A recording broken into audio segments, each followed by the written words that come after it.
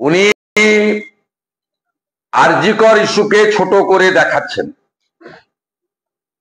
আরজিকরে একজন ধর্ষক না একাধিক ধর্ষক ইনভেস্টিগেটিং এজেন্সি বুঝবে, তাদের রিপোর্ট তারা ভারত সরকারকে দেবে না, কোর্টে দেবে, সুপ্রিম কোর্টে দেবে, সুপ্রিম কোর্ট বুঝে নেবে। কিন্তু উনি এবং ওনার পার্ষদরা যেভাবে প্রথম দিন থেকে এটা আড়াল করার চেষ্টা করেছেন, যেভাবে স্বাস্থ্য ব্যবস্থাকে ধ্বংস করেছেন এবং ইউডি কেস থেকে শ্মশানের যে লাস্ট সার্টিফিকেটটা পর্যন্ত বাড়ির লোক নেয়নি, যেভাবে ওনার এমএলএ কাউন্সিলর দাঁড়িয়ে থেকে দ্রুততার সঙ্গে দাহ করেছেন, যেভাবে সন্দীপ ঘোষকে দিয়ে প্লেস অফ অকারেন্সকে ভেঙে চুরে তছনছ করে প্রমাণ লোপাট করেছেন, তার বিচার না হওয়া পর্যন্ত উনি চাইছেন যে জনরোষ বাংলাতে তৈরি হয়েছে, সে 14 তারিখ রাতের মা দিদি বোনেদের রাস্তায় বেরিয়ে প্রতিবাদ করাই বলুন, গতকাল সাঁতরাগাছি, হাওড়া স্টেশন এবং এমজি রোড দিয়ে হেস্টিংস যে বিপুল মানুষ গেছেন, 3 ঘন্টা ধরে নবান্নকে ঝাঁকিয়েছে জনগণ, এবং হাওড়ার লোকাল লোকরা সাউথ হাওড়া চ্যাটার্জি হাট দিয়ে 800 জন 100 মিটারের মধ্যে নবান্নের মধ্যে ঢুকেছে। কেউ বলেনি তাদের ওই রাস্তা দিয়ে যে মব আসতে পারে, পুলিশ ওই অন্তর। এগুলো দেখার পরে তিনি জনমতকে ঘুরিয়ে দিতে চান। তিনি বিএনএস এর পরে এর লোকাল স্ট্যান্ডে কি আছে, তিনি এই বেআইনি কাজ করেন কি করে? আর অ্যাসেম্বলি কবে বসবে স্পিকার জানাবে, সচিব জানাবে। আর এই অ্যাসেম্বলিটা ডাকতে গেলে স্পিকারকে রাজ্যপালের কাছে ফাইলটা পাঠাতে হবে, কারণ স্পিকারের বিরুদ্ধে যে অনাস্থাটা আমরা এনেছিলাম, সেই অনাস্থাটা পাঠ করতে না দিয়ে সাইনেটাই করেছেন।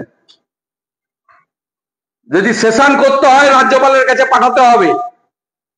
আর প্রস্তাব আকারে উনি আনতে পারেন না, প্রস্তাব কখনো আইন নয়।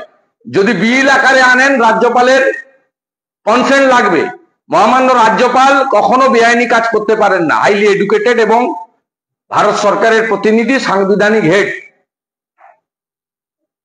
বিএনএস এর পরে এটা কখনোই হতে পারেন না। উনি একটা ভাষণ দেবেন, আপনারা গ্যালারি ভর্তি করে বসবেন, প্রয়োজন হলে লাইভ হবে। এই মুখ্যমন্ত্রী পার্ক স্ট্রিট থেকে, হাঁসখালি থেকে তার যা মন্তব্য, এক একটা মন্তব্য, এই মন্তব্য পাল্টাবেন কি করে? পশ্চিমবাংলার মানুষকে ভুল বুঝানোর জন্য করছেন। আর যদি জোর করে বিধানসভা উনি পারেন না করতে, রাজ্যপাল মহোদয় কি করবেন আমি দেখছি।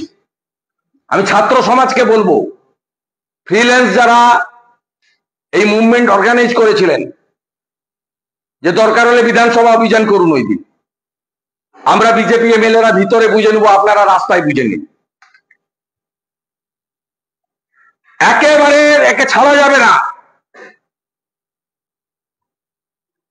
এবং আমি সবাইকে প্রপোজ করেছি আজ সকাল থেকে, একদিনে লালবাজার, কালীঘাট এবং নবান্ন উইদাউট পার্টি ফ্ল্যাগ এর শেষ দেখে ছাড়তে হবে। যে ভাষায় আজকে মেয়র রোডে ধমকেছে, চমকেছে,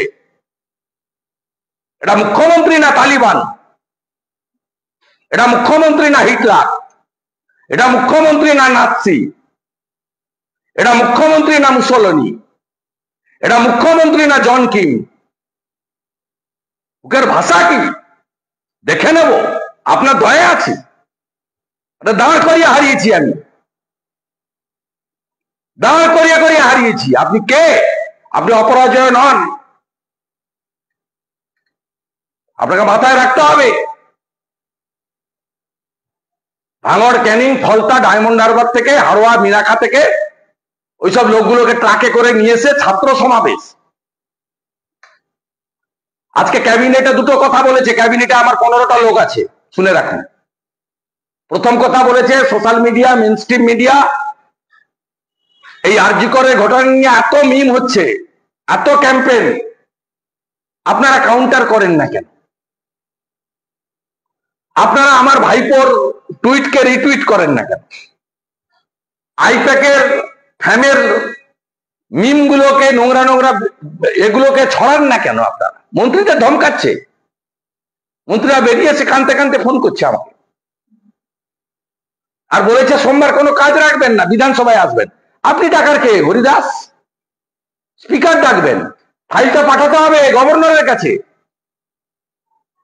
আপনার স্পিকার যার চোখ একটা চোখ বন্ধ থাকে, একদিক দিয়ে দেখেন, তিনি তো সেদিন নিজের অনাস্থা থেকে বাঁচার জন্য সাইডেটাই করে বসে আছেন। আর আপনি বিএনএস এর পরে কোনো বিল আনতে পারেন না। তারপরে এনে দেখুন, আমি ছাত্র সমাজকে বলবো বিধানসভা অভিযান করতে, আর বিজেপির এমএলএরা ভিতরে বুঝে নিবে।